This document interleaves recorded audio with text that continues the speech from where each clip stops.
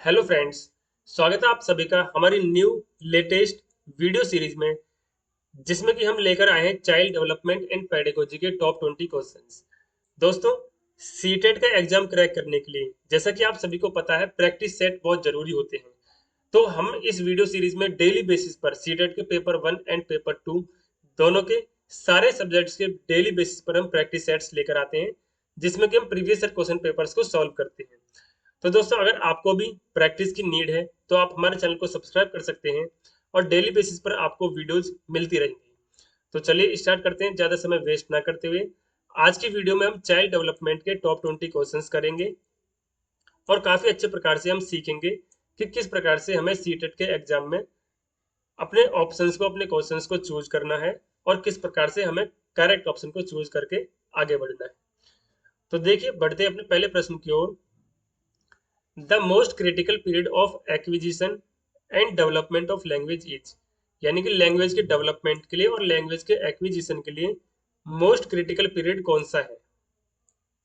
बताइए दोस्तों, कोशिश कीजिए पहले प्रश्न का आंसर कमेंट बॉक्स में देने के लिए। देखते हैं आपका आंसर सही होता है या गलत। दोस्तों, लैंग्वेज डेवलपमेंट की जब बात आती है तो लैंग्वेज डेवलपमेंट की जो फाउंडेशन है वो हमारी इन्फेंसी के दौरान, यानी कि जब बच्चा 0 से 2 साल की एज में होता है, इन्फेंट होता है, उस टाइम पर लैंग्वेज डेवलपमेंट की फाउंडेशंस आती हैं। लेकिन लैंग्वेज डेवलपमेंट और लैंग्वेज के जो एक्विजिशन है, इसका जो क्रिटिकल पीरियड होता है ये होता है अर्ली चाइल्डहुड। बढ़ते हैं अपने अगले प्रश्न की ओर। Which of the following is a stage of moral development, इनमें से कौन सी है जो कि मॉरल डेवलपमेंट की स्टेज है, प्रपोज्ड बाय लॉरेंस कॉलबर्ग, यानी जो कॉलबर्ग के अनुसार कौन सी स्टेज है जो कि मॉरल डेवलपमेंट की स्टेज है? बताइए दोस्तों, ट्राई कीजिए। क्या वो कंक्रीट ऑपरेशनल स्टेज है, क्या वो इंडस्ट्री वर्सेस इंफीरियोरिटी है, क्या वो सोशल कॉन्ट्रैक्ट ओरिएंटेशन है, और क्या वो लिटेंसी स्टेज है? दोस्तों, इसका सही आंसर होगा द सोशल कॉन्ट्रैक्ट ओरिएंटेशन।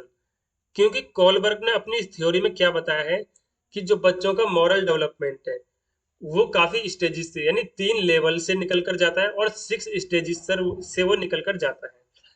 उसी के अंदर एक स्टेज आती है जिसमें कोलबर्ग बोलते हैं कि बच्चे जो होते हैं, उनके जो बच्चे अपने डिसीजंस लेते हैं, अपने मॉरल जो डिसीजंस लेते हैं, वो समाज के बेस पर लेते हैं, यानी कि वो उन डिसीजंस को अच्छा मानते हैं जिन डिसीजंस के लिए उनको लगता है कि समाज उनको अप्रिशिएट करेगा। इसलिए जो सेकंड स्टेज है ये है कॉलबर्ग की स्टेज, एंड सेकंड क्वेश्चन का अपना सही ऑप्शन है सेकंड। बढ़ते हैं अपने अगले प्रश्न की ओर। During classroom discussions a teacher often pays more attention to boys than girls, this is an example of. यानी दोस्तों, एक क्लासरूम डिस्कशन में एक टीचर है वो ज्यादा अटेंशन पे करती है बॉयज पर, ना कि गर्ल्स पर। गर्ल्स से ज्यादा बॉयज पर ज्यादा अटेंशन पे करती है एक टीचर। तो ये किस चीज को शो करता है? तो हम देखेंगे कि ये जेंडर बायसनेस को शो करता है, जेंडर रिलीवेंस को शो नहीं करता, जेंडर आइडेंटिटी जैसा कुछ शो नहीं करता, एंड जेंडर कंसिस्टेंसी भी नहीं शो करता। ये शो करता है gender biasness. Which of the following is an effective strategy to reduce children's gender stereotyping, बच्चों की जो जेंडर स्टेरियोटाइपिंग है उसको रिड्यूस करने के लिए इनमें से कौन सी बेस्ट इफेक्टिव स्ट्रेटजी रहेगी? तो discussion about gender bias, gender bias के बारे में डिस्कशन करना क्या बेस्ट स्ट्रेटजी है? एम्फसाइजिंग जेंडर स्पेसिफिक रोल्स, या फिर जेंडर स्पेसिफिक रोल्स को एम्फसाइज करना, ये एक बेस्ट स्ट्रेटजी रहेगी? या फिर जेंडर सेग्रीगेटेड प्ले ग्रुप्स, या फिर जेंडर सेग्रीगेटेड सीटिंग अरेंजमेंट्स? तो इन चारों में से कौन सा बेस्ट ऑप्शन है? देखिए, जब हम बात करते हैं फोर्थ ऑप्शन की, जेंडर सेग्रीगेटेड सीटिंग अरेंजमेंट, यानी कि जेंडर के अकॉर्डिंग अलग अलग किए गए, जैसे बॉयज को अलग कर दिया एंड गर्ल्स को अलग कर दिया, और इस प्रकार से सीटिंग उनका अरेंजमेंट किया, यानी बॉयज को अलग बिठाया एंड गर्ल्स को अलग बिठाया। तो ये किसी भी एंगल से जेंडर स्टेरियोटाइपिंग को रिड्यूस नहीं करता है। जब हम बात करें जेंडर सेग्रीगेटेड प्ले ग्रुप्स, यानी कि सेम उसी प्रकार से बॉयज एंड गर्ल्स को जेंडर के बेस पर लोगों को अलग करके प्ले ग्रुप्स बनाना, तो ऐसा भी गलत है। ये भी जेंडर स्टेरियोटाइपिंग को रिड्यूस नहीं करता है बल्कि बढ़ावा देता है। एम्फसाइजिंग जेंडर स्पेसिफिक रोल्स, क्या हम जेंडर स्पेसिफिक रोल्स अगर किसी को देते हैं तो जेंडर स्टीरियोटाइपिंग को रिड्यूस किया जा सकता है? बिल्कुल नहीं किया जा सकता। इसका बेस्ट ऑप्शन होगा डिस्कशन अबाउट जेंडर बायस। जब हम जेंडर बायसनेस के बारे में स्टूडेंट से डिस्कस करेंगे तो इस चीज के बारे में डिस्कस करने से स्टूडेंट्स को अवेयरनेस आएगी, जिस चीज से हमारी जेंडर स्टीरियोटाइपिंग है वो रिड्यूस हो सकती है।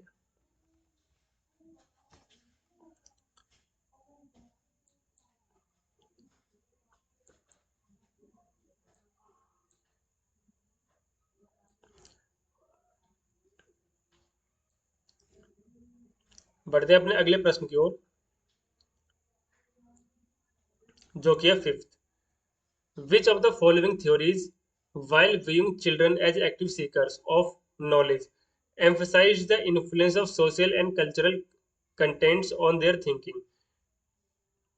यानी कि इनमें से कौन सी वो थ्योरी है जब चिल्ड्रन को एक एक्टिव सीकर की तरह देखा जाता है, चिल्ड्रन को एक एक्टिव सीकर ऑफ नॉलेज की तरह देखा जाता है, उसमें जो सोशल एंड कल्चरल कॉन्टेक्स्ट को वो एक तरीके से ज्यादा मानती है, वो कौन सी थ्योरी है? तो इसका सही ऑप्शन होगा लेव वाइगॉट्स्की, क्योंकि लेव वाइगॉट्स्की का मानना है कि बच्चा समाज के थ्रू, समाज से इंटरेक्ट करके और समाज के थ्रू ज्यादा सीखता है एक्टिव पार्टिसिपेशन करके।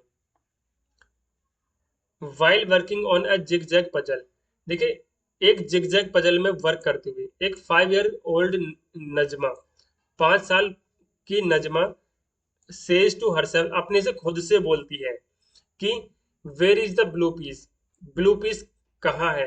नो नॉट दिस वन, ये वाला नहीं, डार्कर वन, डार्क वाला, that would go here and make this shoe, जो कि यहाँ पर लगेगा और इसको पूरा कंप्लीट बनाएगा।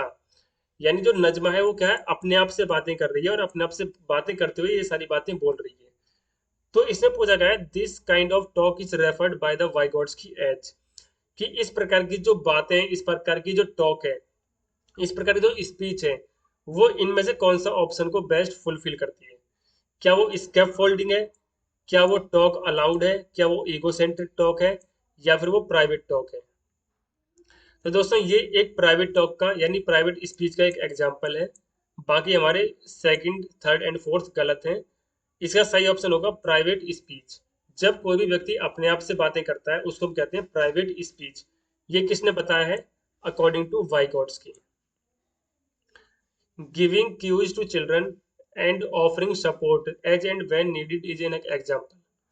देखिए दोस्तों, किसी स्टूडेंट को अगर कोई हम थोड़ी बहुत सपोर्ट प्रोवाइड करवाते हैं किसी भी लर्निंग में, स्टडी में, टीचिंग एंड लर्निंग प्रोसेस में, किसी भी स्टूडेंट को हमने सपोर्ट प्रोवाइड करवाई या कुछ क्लूज दे दिए कि ये वर्क इस प्रकार से होगा, ये सम है, ये ऐसे होगा, या कोई भी सब्जेक्ट में कहीं कोई भी चीज इस प्रकार से होगी, हल्का सा हमने क्लू दे दिया या सपोर्ट दे दी किसी स्टूडेंट को। अब ये किस चीज का एग्जाम्पल है? क्या ये री है, या ये मॉडलिंग है, या ये कंडीशनिंग है, या फिर ये स्कैफोल्डिंग है? तो दोस्तों इसका सही ऑप्शन होगा स्कैफोल्डिंग। हम किसी स्टूडेंट को अगर सपोर्ट प्रोवाइड करवा रहे हैं, अगर हम किसी स्टूडेंट को क्लू दे रहे हैं, तो वो एक स्कैफोल्डिंग कहलाती है। अब मेरा आपसे सवाल है जो कि आपको कमेंट बॉक्स में कमेंट करके बताना है कि ये स्कैफोल्डिंग का कंसेप्ट किसने दिया है। मैं आपको ऑप्शन देता हूँ, पहला प्याजे और दूसरा वाइगॉट्स्की। बढ़ते हैं अपने अगले प्रश्न की ओर। Which of the following behaviours characterise the concrete operational stage as proposed by Jean प्याजे? यानी कि इन फोर्थ यानी चारों ऑप्शंस में से वो कौन सा कैरेक्टर है या कौन सा बिहेवियर है जो कि किस चीज को प्रपोज करता है? कंक्रीट ऑपरेशनल स्टेज को। देखते हैं।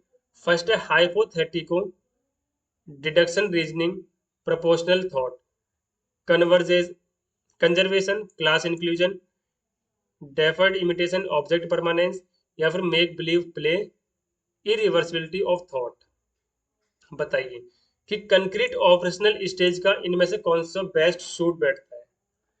देखिए आपने दो दो वर्ड्स सुने होंगे, फर्स्ट है ऑब्जेक्ट परमानेंस एंड सेकंड है कंजर्वेशन। ये क्या चीज है? प्याजे अपनी थ्योरी में बताते हैं कि जो ऑब्जेक्ट परमानेंस है ना, ये तो इन्फेंसी के, इन्फेंसी प्रीनेटल इन्फेंसी, ठीक है। जो ऑब्जेक्ट परमानेंस है, ये एक बच्चे के अंदर जब वो इन्फेंट होता है ये- जब एक बच्चा इन्फेंट होता है तो इन्फेंसी के दौरान उस बच्चे के अंदर में ऑब्जेक्ट परमानेंस की जो फीलिंग है, ऑब्जेक्ट परमानेंस है, वो आ जाता है। एंड एक सेकंड वर्ड है हमारे पास में कंजर्वेशन। ये कंजर्वेशन की स्टेज किसी चिल्ड्रन के अंदर कब आती है? ये कंजर्वेशन की स्टेज किसी बच्चे के अंदर आती है कंक्रीट ऑपरेशनल स्टेज में। किस टाइम पर आती है? कंक्रीट ऑपरेशनल स्टेज में। देखो प्याजे की 4 स्टेजेस हैं। कौन कौन सी?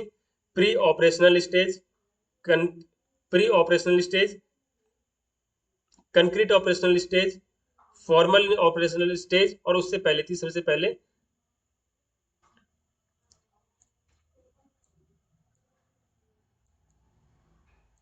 Sensory motor stage. प्याजे की फर्स्ट स्टेज है sensory motor stage, second pre operational stage, third concrete operational stage, and fourth है फॉर्मल ऑपरेशनल स्टेज। तो प्याजे की जो थर्ड स्टेज है कंक्रीट ऑपरेशनल स्टेज, उसमें क्या है, कंजर्वेशन की जो फीलिंग है वो बच्चे के अंदर आ जाती है, यानी कि बच्चा कंजर्वेशन का सिद्धांत को सीखने लग जाता है। तो इसलिए 8th क्वेश्चन का सही ऑप्शन होगा सेकंड।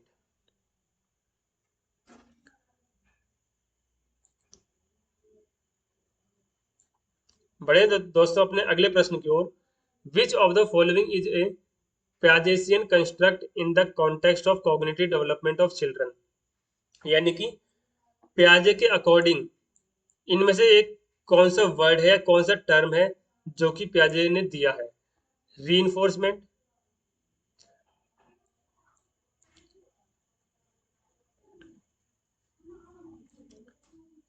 कंडीशनिंग, ऑब्जर्वेशनल लर्निंग, या फिर स्कीमास।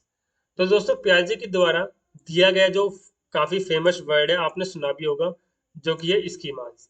तो फर्स्ट ऑप्शन, 9th क्वेश्चन का अपना फर्स्ट ऑप्शन करेक्ट ऑप्शन है। Primary objective of assessment should be.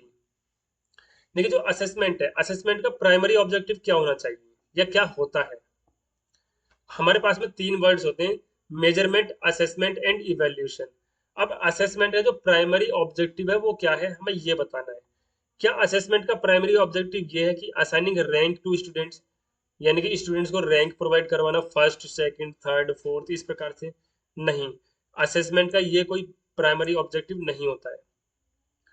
Understanding childrens clarity and confusions about related concepts, यानी जो बच्चों की जो क्लियरिटी है, बच्चों को कोई भी टॉपिक या कोई भी कंसेप्ट कितने अच्छे से समझ में आया है, बच्चों के माइंड में उस टॉपिक से रिलेटेड कितनी क्लियरिटी है या कितनी कंफ्यूजन्स हैं, इन चीजों को समझने के लिए असेसमेंट बेसिकली यूज होता है। तो हमारा 10th क्वेश्चन का सही ऑप्शन है second. Labelling students as per their score, students को लेबलिंग करना उनके स्कोर के अकॉर्डिंग? नहीं। मार्किंग पास और फेल, स्टूडेंट्स को पास और फेल मार्क करना? तो ऐसा भी नहीं है। बढ़ते हैं अपने अगले प्रश्न की ओर। Which of the following statements about intelligence is correct. Intelligence के बारे में इनमें से कौन सा स्टेटमेंट है जो कि करेक्ट है? क्या इंटेलिजेंस एक फिक्स्ड एबिलिटी है? देखिए इंटेलिजेंस एक फिक्स्ड एबिलिटी नहीं होती है, इसलिए हमारा फर्स्ट ऑप्शन गलत होता है। Intelligence can be measured accurately. देखिए हम कभी भी एक चीज देखना, एक चीज समझना, इंटेलिजेंस को हम मेजर वैसे कर सकते हैं, कुछ अनुमान हम लगा सकते हैं कुछ टेस्ट्स के थ्रू, लेकिन हम एक्यूरेटली किसी अपनी इंटेलिजेंस को मेजर नहीं कर सकते हैं। इसलिए हमारा सेकंड ऑप्शन भी गलत होता है। Intelligence is a unitary factor and a single trait. क्या इंटेलिजेंस एक यूनिटरी फैक्टर है और एक सिंगल ट्रेट है? तो ऐसा भी नहीं है। इसलिए अपना सही ऑप्शन होगा नंबर 4, जो कि इंटेलिजेंस इज मल्टी डायमेंशनल, क्योंकि इंटेलिजेंस एक मल्टी डायमेंशनल है एंड सेट है कॉम्प्लेक्स एबिलिटीज का।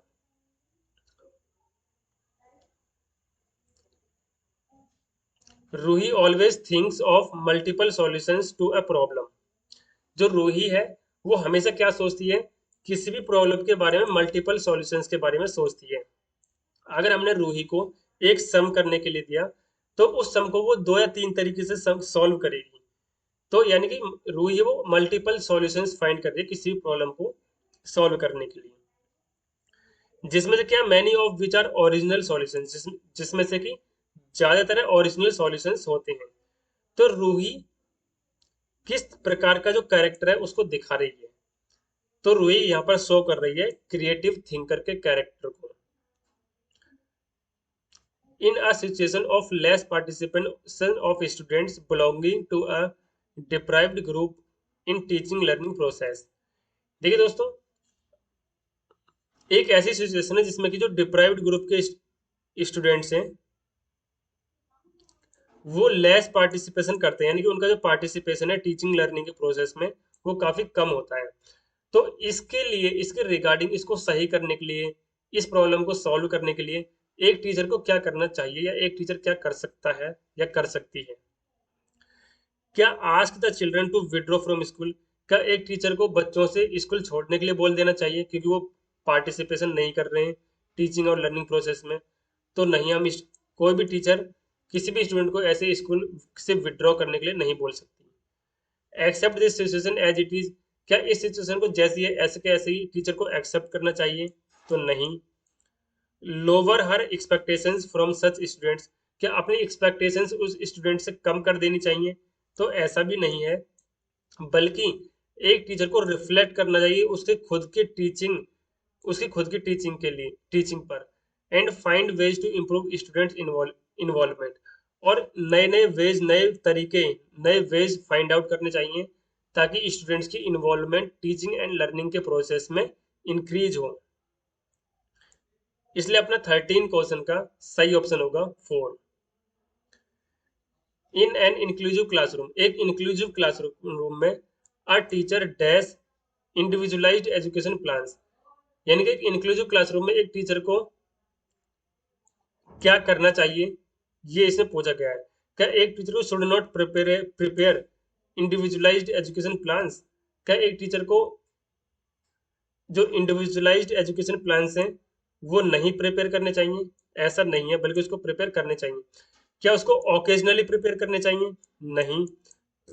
क्या उसको एक्टिवली प्रिपेयर करने चाहिए। बिल्कुल, एक टीचर को एक्टिवली प्रिपेयर करने चाहिए individualised education plans.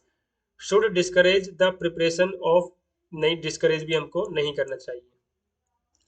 The primary characteristic of children with dyslexia includes, देखिए दो वर्ड्स होते हैं जो कि सीटेट के एग्जाम में काफी बार रिपीट होते हैं। एक वर्ड है डिसलेक्सिया एंड एक वर्ड है डिसफेजिया। एक वर्ड है डिसफेजिया। जब हम बात करते हैं डिसलेक्सिया, डिसलेक्सिया तो होता है रीडिंग डिसऑर्डर, और एक वर्ड होता है डिसफेजिया, डिसफेजिया होता है लैंग्वेज डिसऑर्डर। तो हमें यहाँ पर पूछा गया है डिसलेक्सिया, तो हम देखेंगे reading disorder, inability to read fluently. इसका थर्ड ऑप्शन सही होगा कि जो रीडिंग डिसऑर्डर है, यानी कि रीडिंग में जो इनएबिलिटी है, अक्षमता है बच्चे की, उसको हम कहते हैं dyslexia. The concept of inclusive education, inclusive education का जो कंसेप्ट है, as advocated in the right to education act 2009 is based on, जो इंक्लूसिव एजुकेशन का कंसेप्ट है राइट टू एजुकेशन एक्ट में 2009 के में, ये किस चीज पर बेस्ड है।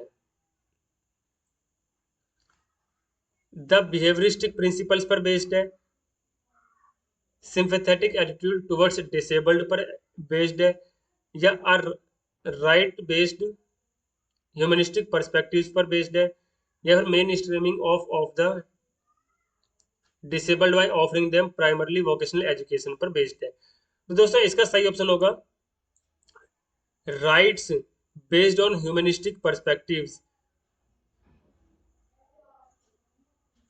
बढ़ते हैं अपने अगले प्रश्न पर 17। दोस्तों एक बार जैसे ही आपके 20 क्वेश्चंस कंप्लीट होते हैं, क्योंकि आज के पेपर में हम 20 क्वेश्चंस डिस्कस करेंगे, आप अपना अपना स्कोर कमेंट बॉक्स में कमेंट करके बताइएगा कि आपके 20 में से कितने आए हैं, यानी आपको कितने करेक्ट हुए हैं एंड कितने आपके रॉन्ग हुए हैं। इन द कंस्ट्रक्टिविस्ट फ्रेमवर्क, देखिए कंस्ट्रक्टिविस्ट फ्रेमवर्क होता है जहां, कंस्ट्रक्टिविस्ट फ्रेमवर्क का मतलब है जहां पर बच्चा अपनी नॉलेज को, अपने ज्ञान को खुद सृजन करता है, यानी खुद बनाता है, खुद कंस्ट्रक्ट करता है, उसको हम कहते हैं constructivist framework. Learning is primarily, जो कंस्ट्रक्टिविस्ट फ्रेमवर्क है उसमें लर्निंग क्या है। क्या लर्निंग रोट मेमोराइजेशन है। नहीं, बिल्कुल नहीं। क्या लर्निंग रीइंफोर्समेंट है। यानी सेंटर्ड अराउंड रीइंफोर्समेंट नहीं है। एक्वायर्ड थ्रू कंडीशनिंग, क्या लर्निंग कंडीशनिंग से आती है? नहीं, बल्कि focused on the process of meaning making. जो कंस्ट्रक्टिविस्ट फ्रेमवर्क है इसमें लर्निंग क्या है? फोकस्ड है मीनिंग मेकिंग के प्रोसेस पर। 17।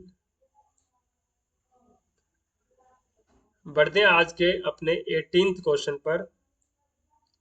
और जैसे ही दोस्तों हमारे 20 क्वेश्चंस कंप्लीट होते हैं, आपको कमेंट बॉक्स में कमेंट करके बताना है कि आपके आउट ऑफ 20 कितने मार्क्स बने हैं इस पर्टिकुलर टेस्ट में।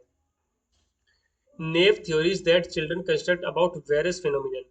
देखिए थ्योरीज जो कि ये बताती हैं कि बच्चे अब वेरियस जो फिनोमिनन होते हैं उनको कंस्ट्रक्ट करते हैं, यानी बच्चे अलग अलग जो फिनोमिनन होते हैं उनको बना लेते हैं अपने माइंड में। जैसे कि अगर बच्चे ने कुछ देखा अपने समाज में, आसपास में, सोसाइटी में, टीवी पर, तो उसकी एक इमेज बच्चे अपने माइंड में बना लेंगे, एक अपने माइंड में एक फिनोमिना क्रिएट कर लेंगे। अब वो फिनोमेना जरूरी नहीं कि सही हो सकता है वो फिनोमेना गलत भी हो, और कभी कभार हो सकता है वो फिनोमेना सही भी हो। तो अगर बच्चा अपने माइंड में किसी चीज को लेकर गलत फिनोमेना बना लेता है, इस चीज को लेकर टीचर को क्या करना चाहिए? क्या टीचर को इग्नोर कर देना चाहिए? नहीं। अगर बच्चे ने कोई फिनोमेना बनाया है अपने माइंड में किसी चीज को लेकर, तो टीचर को उस चीज को कभी भी इग्नोर नहीं करना चाहिए। क्या टीचर को पनिश करना चाहिए बच्चे को? तो टीचर को बच्चे को पनिश भी नहीं करना चाहिए। Should be replaced by correct one through repetitive memorisation, या फिर टीचर को जो रिपीटेटिव मेमोराइजेशन के थ्रू जो बच्चे ने मिसकंसेप्शन बनाया है, गलत फिनोमिना बनाया है, उसको सही फिनोमिना से चेंज कर दे, यानी कि टीचर सही फिनोमिना टीचर इसको स्टूडेंट को बता दे और उसको बार बार रिपीट करवा के बोले कि इसको रिपीट करो और याद कर लो। तो ऐसा भी नहीं है, बल्कि जो टीचर है उसको चैलेंज करना चाहिए उस बच्चे के फिनोमिना को। किस चीज के through? Bye presenting counter evidence, यानी बच्चे ने जो भी अपने माइंड में गलत फिनोमिना बनाया है उसके अपोजिशन में काउंटर एविडेंस प्रोवाइड करवाते हुए टीचर को उस बच्चे को समझाना चाहिए कि आप जो समझ रहे हो वो वैसा नहीं है। 19th, child centred pedagogy promotes. जो चाइल्ड सेंटर्ड पेडागोजी होती है वो किस चीज को प्रमोट करती है? रिलायंस ऑन टेक्स्ट बुक्स, क्या टेक्स्ट बुक पर जो रिलायंस है बच्चे का उसको प्रमोट करती है? नहीं। चाइल्ड सेंटर्ड पेडागोजी कभी भी टेक्स्ट बुक पर रिलायंस नहीं होती है। Giving primacy to children's experiences, बिल्कुल। जो चाइल्ड सेंटर्ड पेडागोजी है वो प्राइमेसी यानी प्रायोरिटी एक तरीके से देती है बच्चों के एक्सपीरियंसेस, बच्चे के खुद के एक्सपीरियंसेस को। रोड मेमोराइजेशन बिल्कुल नहीं, एंड लेबलिंग बिल्कुल भी नहीं। बढ़ते अपने अगले and last question of the test. Emotions and cognition are dash each other.